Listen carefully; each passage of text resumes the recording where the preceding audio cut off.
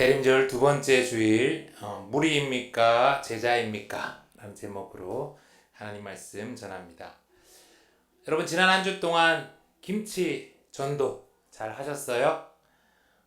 그냥 김치를 가져다 줄 곳은 많죠. 그런데 막상 복음을 전하면서 김치를 이렇게 전해 주는 것은 참 쉽지 않은 것 같습니다. 전국에 편의점만큼 교회가 많고 또 교회 다닌다고 하는 사람이 1,000,000명이 넘는 시대이니까 그럴 수 있을 것 같습니다. 예수님 당시에도 그랬습니다. 예수님께서 천국 잔치를 준비하시고 또 모든 사람들을 다 초대하시니 수많은 무리가 예수님을 따랐습니다. 그러자 그때 예수님께서 그 무리를 보시고는 놀라운 선포를 하시지요.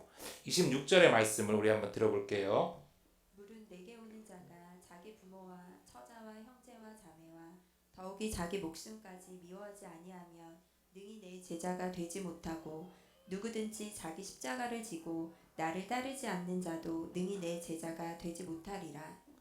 여우도 굴이 있고 공중에 새도 집이 있으되 인자는 머리 둘 곳이 없도다. 그렇게 예수님께서 힘들어 하셨는데 이제야 사람들이 병 고쳐주시고 귀신을 쫓아내신 우리 예수님을 알아보고는 수많은 무리들이 예수님을 따르게 된 이 멋진 상황, 참 좋고 정말 보람된 것 같은데 예수님은 이 순간 지금 자기를 따라오는 무리들을 향해서 찬물을 확 끼얹어 버리시는 거예요. 여러분 도대체 예수님은 왜 이렇게까지 말씀하셨을까요? 자기 부모도 가족도 심지어 자기 목숨까지도 미워해야 예수님의 제자가 될 수 있다는 이 말씀 때문에 예수님 믿는 게 진짜 어렵구나 느끼고 돌아가는 사람들도 많고 때론 이 말씀 때문에 예수 믿는 게 천륜을 저버리는 그런 종교다라고 오해받기도 합니다. 그런데 여러분 우리가 여기서 미워하지라고 번역된 단어를 좀 다시 봐야 돼요. 이 헬라어 미세이라는 말은요.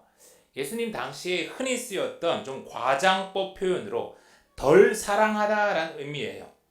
그러니까 부모와 가족을 미워해야 한다는 뜻이 아니라 부모와 처자와 자기 목숨까지 예수님보다 덜 사랑하지 아니하면 능히 예수님의 제자가 되지 못한다라는 의미죠.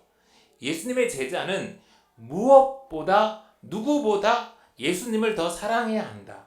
예수님 사랑이 첫 번째이고 그 다음에 부모, 처자를 사랑하라는 말씀이죠. 마태복음 6장 24절 말씀 들어봅니다. 한 사람이 두 주인을 섬기지 못할 것이니 혹 이를 미워하고 저를 사랑하거나 혹 이를 중히 여기고 저를 경히 여김이라. 너희가 하나님과 재물을 겸하여 섬기지 못하느니라. 여기도 미워하고라고 된 단어가 있죠. 미워하고라고 번역된 이 미세세이라는 헬라어 역시 덜 사랑하고라는 뜻이에요. 하나님을 재물보다 덜 사랑하면 안 된다라는 말씀이죠. 오늘 말씀과 아주 비슷한 내용이 이제 마태복음 10장 37절인데요. 이렇게 되어 있습니다. 아버지나 어머니를 나보다 더 사랑하는 자는 내게 합당하지 아니하고 아들이나 딸을 나보다 더 사랑하는 자도 내게 합당하지 아니하며. 네, 이제 아시겠죠? 예수님의 제자가 되기 위해서 부모나 처자를 미워하라는 뜻은 절대 아니에요. 예수님 위한다며 가끔 속 썩이는 배우자를 이렇게 미워하고 이렇게 함부로 하는 경우가 있는데 그래서는 안 됩니다. 부모, 처, 자식보다 예수님 사랑하라는 게 우선이라는 그런 의미이죠. 아멘. 그런데 여러분 우리가 왜 이래야 할까요? 그래야 부모도 처, 자식도 제대로 사랑할 수 있기 때문입니다. 우리는 사랑한다고 하면서 얼마나 다른 사람에게 상처를 많이 줍니까? 나쁜 짓 한 인간들에게 이렇게 왜 그랬냐라고 물어보면요. 한결같이 하는 말이 사랑해서 그랬대요.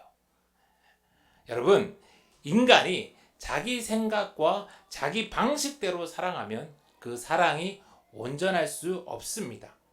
내가 내 부모와 내 처자식을 사랑할 수 있는 가장 좋은 방법은요.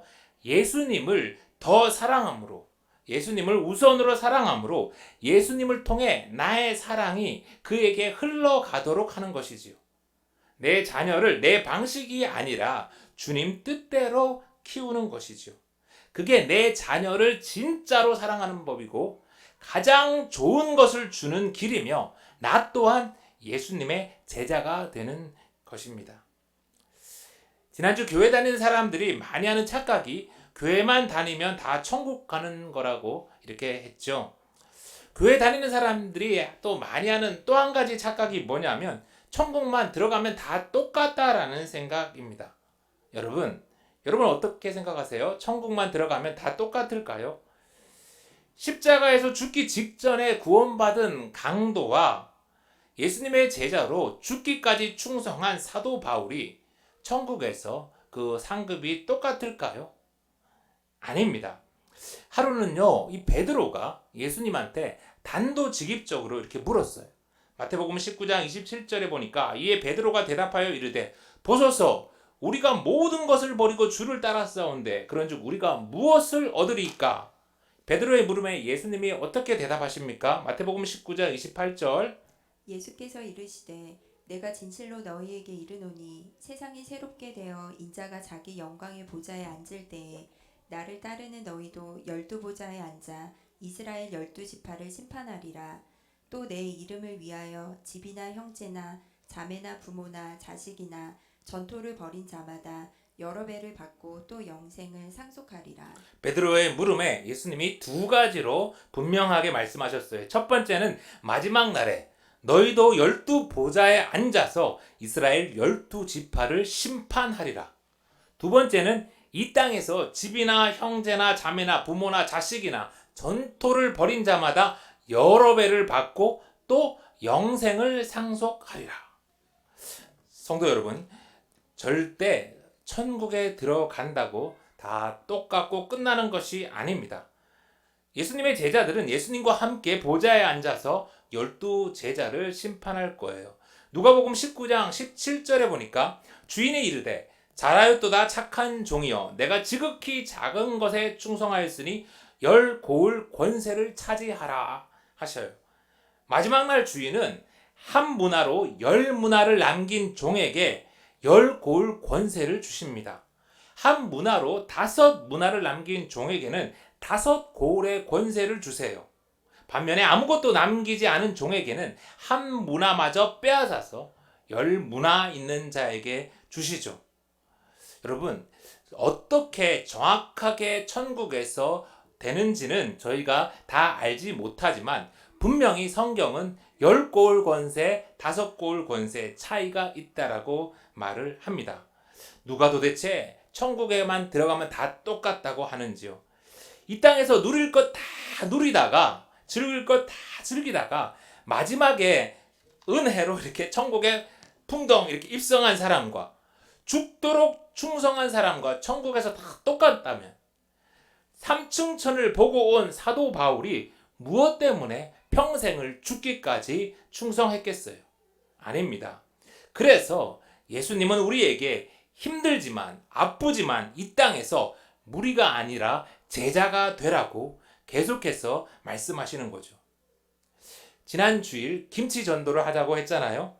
그래서 목사로서 당연히 우리 가정도 해야 될 것 같아서 아내에게 우리도 김치 전도를 좀 하자고 했어요. 화요일 밤에 이제 아내가 딸의 친구 엄마에게 이제 김치를 이렇게 전달해 주면서 예수님 사랑을 전했습니다. 그리고 다음 날에 이제 새벽 기도를 하고 이렇게 집에 돌아왔는데 이 문 앞에 이렇게 커다란 이렇게 쿠팡 박스가 와 있는 거예요. 쿠팡을 어제 시킨 일이 없는데 이게 뭔가 하고 이렇게 열어봤더니 그저께 시켰던 그런 우유와 요플레와 또 국거리용 고기랑 뭐 이런 것들이 막 한 10만 원 가까이 되는 이 잔뜩 이렇게 음식이 와 있는 거예요. 덜컥 겁이 나는 거예요. 야, 이거 큰일 났다. 이거 우리 먹었다가 물어낼지 모르겠다. 그래가지고 손대지 마 하고는 이거를 바깥에 다시 탁 포장해서 놔두고는 그 아침에 고객센터에 전화를 했어요. 야, 그 아침인데도 이 고객센터가 전화를 받더라고요. 이게 사정을 이야기하니까 그 쿠팡 측에서 그저께 주문한 게 분실됐다라고 이렇게 자기들한테 떠가지고 이 박스를 다시 보냈다는 거예요. 그러더니 저보고 그걸 잘 폐기해 달라고 이렇게 부탁하는 거예요. 무슨 산타클로스 선물도 아니고 우리가 쿠팡을 수백 번은 이렇게 사용한 것 같은데 이런 일은 처음이라서 제가 우리 집 냉장고로 잘 폐기했죠. 그렇게 아침을 잘 먹고 기분 좋게 있다가 이 아버님을 한 달 내내 이제 집에만 이렇게 모시도록 계시도록 한 게 좀 죄송해가지고 이제 금요일 날 울산 가시기 전에 아내와 함께 한번 바람이나 쐬러 가자고 이제 북한산 스타벅스 유명해가지고 거기를 이렇게 향했어요. 이렇게 한 10분쯤 이렇게 아내가 운전해서 가는데 카톡이 날라온 거예요. 이제 제가 소망교회에서 전도사로 일할 때 알게 된 자매인데 제가 세브란스 외래를 이렇게 다닐 때 마침 그 자매의 엄마가 세브란스에서 항암 치료를 이렇게 시작하시게 되었어요. 그래서 제가 신방을 한 적이 있었습니다. 오래전 일이라서 이제 잊고 있었고 그 자매도 남편 따라서 베트남으로 또 인도로 다니면서 새 아이를 키우느라 아주 바쁘게 살았어요. 그런데 그 자매가 이제 한국으로 들어와서 한국에서 취업을 했는데 오늘 직원 예배 중에 그 목사님이 제 이야기를 하는 것을 듣고는 너무 반갑고 기뻐서 이렇게 저한테 연락을 한 거예요. 그러면서 그때 목사님이 신방해 준 자기 어머님도 암 완치 판정을 받았고 이번에 감사히 이 정년 퇴임도 하시게 되었다면서 카톡으로 제게 선물을 보내온 거예요. 여러분 선물이 뭐일게요? 그림 보여주세요. 짜잔. 스타벅스 기프트 카드. 세상에 스타벅스 가는 길에 날라온 반가운 소식과 이 선물. 여호와 일에 하나님을 찬양하면서 아내와 아버님과 기쁜 마음으로 북한산 스타벅스를 향해서 계속 갔습니다. 그렇게 또한 20분쯤 가는데 이번에는 제가 평소에 도움을 많이 받았던 친구에게 카톡이 날라온 거예요. 한 일주일 전쯤 달빛 어린이 병원 그 병원 운영을 위해서 그거를 이제 신청을 했는데 프리젠테이션을 앞두고 꼭 좀 되게 해달라고 이렇게 기도 부탁을 받고 일주일째 기도하고 있었거든요. 일주일째 시간이 지나는데 이제 답이 없으니까 야 이거 안 된 거 아닌가 이렇게 걱정을 많이 하면서 기다리고 있었는데 마침 그 순간 이렇게 무슨 보건서 이러면서 달빛 어린이 선정이라는 공문을 제게 보내온 거예요. 얼마나 기쁘던지 할렐루야 저절로 나왔습니다. 사랑하는 성도 여러분, 복음과 함께 김치 한 통 이렇게 나누었을 뿐인데 하나님은 여러 배를 아니 수십 배, 수백 배를 보상해 주셨어요. 주님은 주님을 따르는 제자들에게 이 땅에서도 복을 주시고요. 영생을 주시고요. 마지막 날 보좌에 함께 하시며 열고을 다스릴 권세를 주실 것입니다. 아멘. 아멘. 크게 하세요. 28절입니다. 너희 중에 누가 망대를 세우고자 할진대 자기의 가진 것이 준공하기까지에 족할는지 먼저 앉아 그 비용을 계산하지 아니하겠느냐. 그렇게 아니하여 그 기초만 쌓고 능히 이루지 못하면 보는 자가 다 비웃어 이르되 이 사람이 공사를 시작하고 능히 이루지 못하였다 하리라. 예수님 당시에는 유대 곳곳에 헤롯 왕이 짓다가 완성하지 못하고 버려진 많은 망대가 이 탑과 같은 건축물들이 여기저기 있었습니다. 그건 바라보는 사람들에게 비웃음을 샀죠. 그런데 이런 일이 그때만 그랬던 게 아니에요. 두 번째 그림 보여주세요. 23년 12월 7일 한겨레 신문에 따르면 국내 금융업의 뇌관으로 꼽히는 부동산 프로젝트 파이낸싱 PF라고 하죠. 그 부실이 내년부터 본격적으로 정리된다고 합니다. 고금리 시절이 길어지는 가운데 이 만기 연장으로 그동안 버텼던 30조 원 규모의 브릿지론이 많게는 절반가량 최종 손실 처리될 거래요. 이 높은 금융 비용과 부동산 침체로 이제 저 보시면 돼요.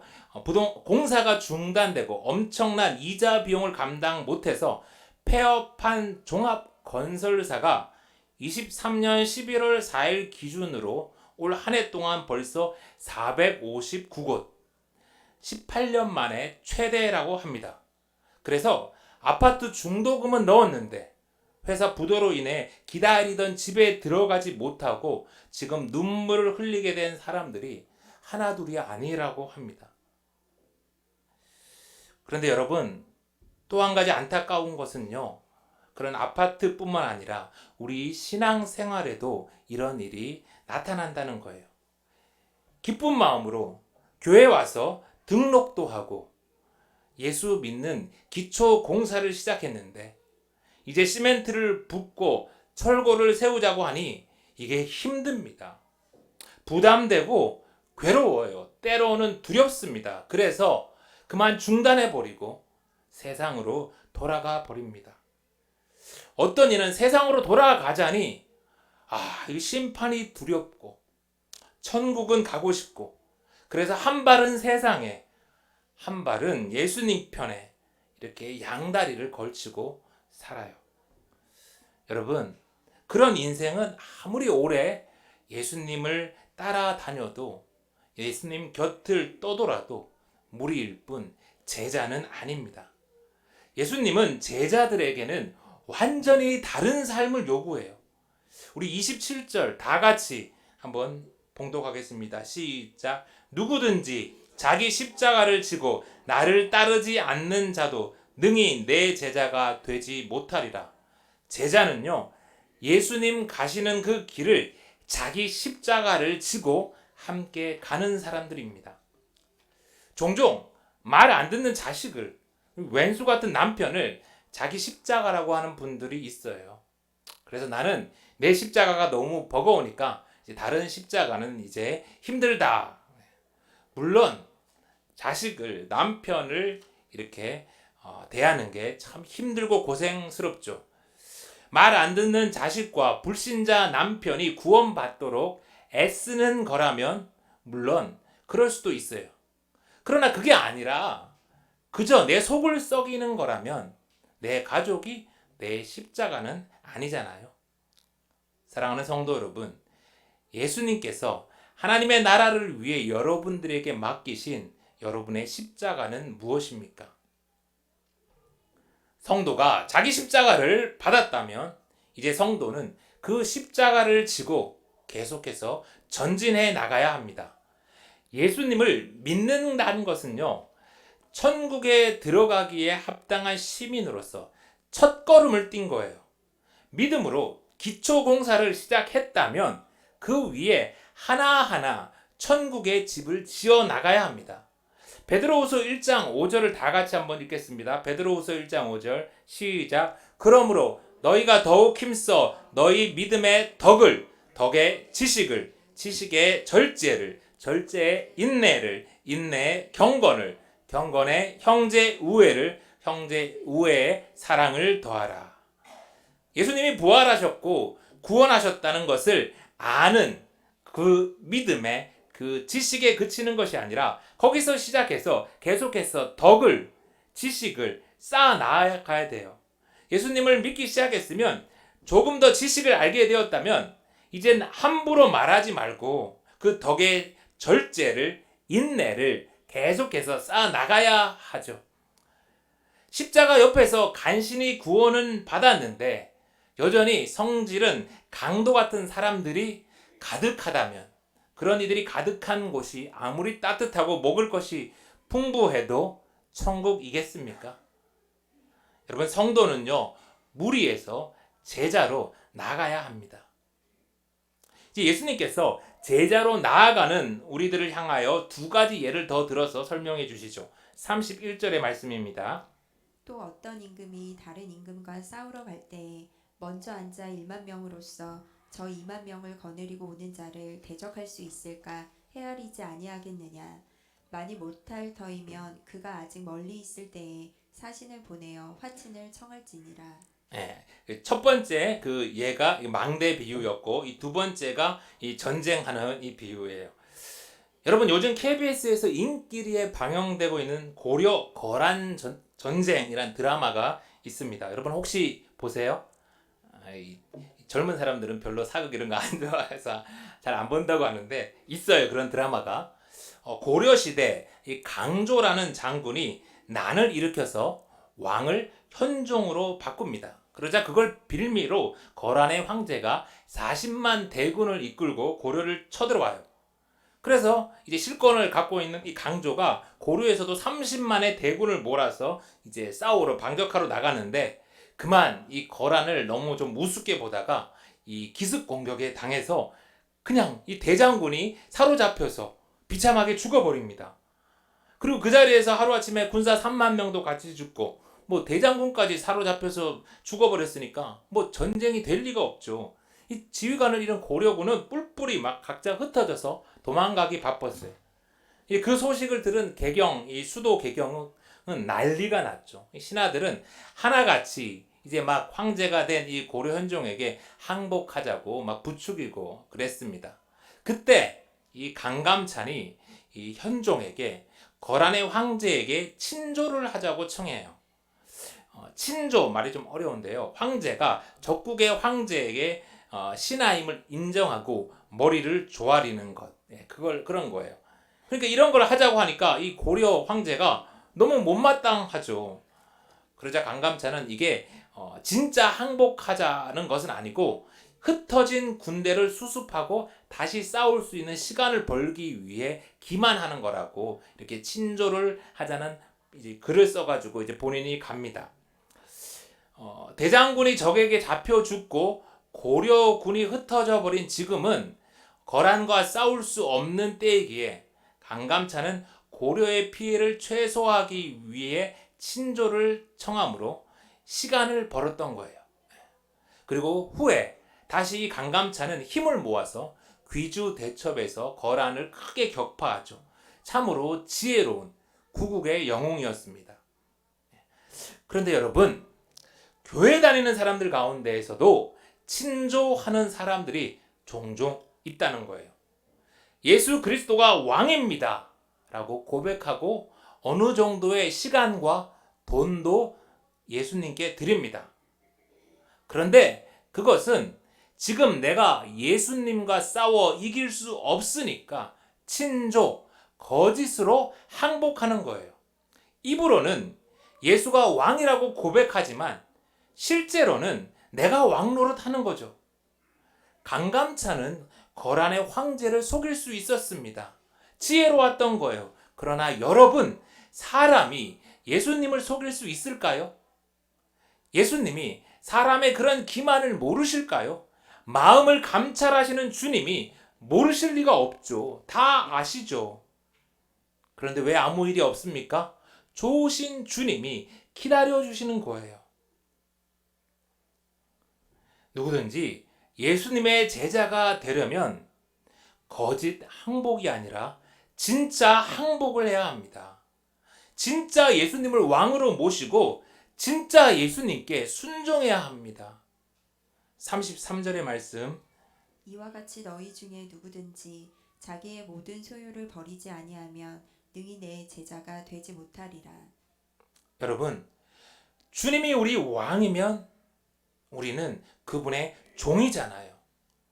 종이라면 왕에게 돈 드리는 것을, 시간 드리는 것을 아까워하겠습니까? 종이 자기가 맡은 소가 한 마리 더 있다고 좋아하겠습니까? 종이 자기가 맡은 밭이 100평 더 있다고 좋아하겠습니까? 힘만 더 들 뿐. 종에게 진짜 중요한 것은 뭐가 얼마나 더 있고 없냐가 아니라 종의 굴레를 벗어서 자유민이 되는 거잖아요. 그런데 종이 자유민 될 생각은 안 하고 주인이 잠시 맡긴 소에 얽매여서, 땅에 얽매여서 계속 종노릇만 하려 한다면 이 얼마나 불행한 일입니까? 종을 계속해서 종되게 한다면 그 돈이, 그 땅이 어찌 복이라 할 수 있겠습니까? 우리의 왕 되신 예수님은 더 이상 우리가 종으로 있기를 원하지 않으세요. 우리를 자유인으로, 우리를 친구로, 나아가 12보좌에 함께 앉아서 다스릴 제자로 부르세요. 마지막 34절의 말씀입니다. 소금이 좋은 것이나 소금도 만일 그 맛을 잃으면 무엇으로 짜게 하리요. 땅에도 거름에도 쓸데없어 내버리느니라. 들을 귀가 있는 자는 들을지어다 하시니라. 이제 말씀을 마칩니다. 사랑하는 성도 여러분, 여러분은 무리입니까? 제자입니까? 아무리 숫자가 많아도, 아무리 좋은 건물 안에 들어 있어도 맛을 잃은 소금은 곧 버려질 쓰레기일 뿐이지요. 잠시 머물다 떠날 땅의 메인 종으로 살지 말고 하늘의 상급을 향해서 오늘도 자기 십자가를 지고 예수님을 따라가는 제자 예수생명교회가 다 되길 간절히 소망합니다.